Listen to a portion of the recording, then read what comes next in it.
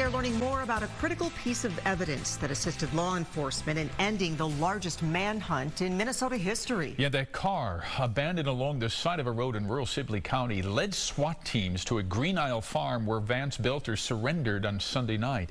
As our Fox 9 investigator Paul Blume tells us tonight, Boelter paid $900 for a Buick and an e-bike that authorities believe was part of the getaway scheme.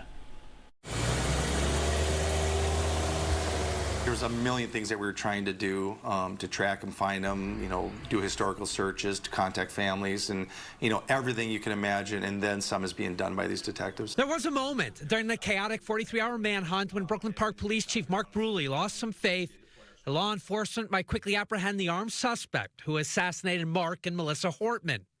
Vance Boelter had slipped out of the large 3 to 4 mile perimeter that was locked down in Brooklyn Park on Saturday.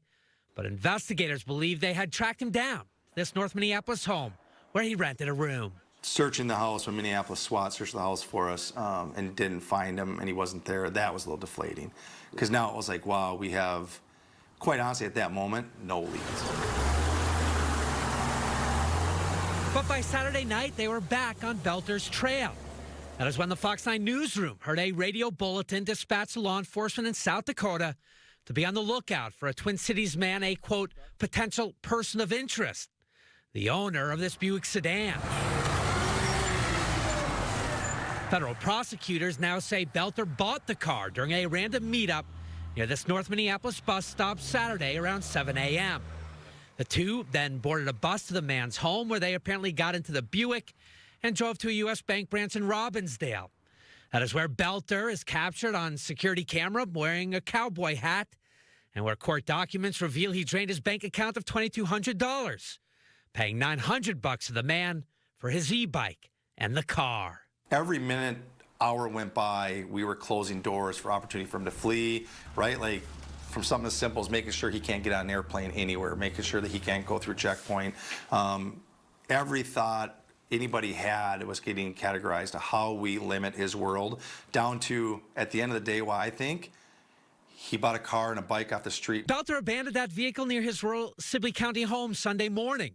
Blume said he believes Boelter was hoping to sneak back to his Green Isle home. I think that we had made his world so small that that was the last place he probably had some resources hidden that he could get. He was kind of a prepper, and I think he thought that there was resources, money, maybe go bag, guns, who knows, that he could get from that location if he could sneak back in there. Fox 9 drone footage shows the path through the fields where Boelter eventually surrendered.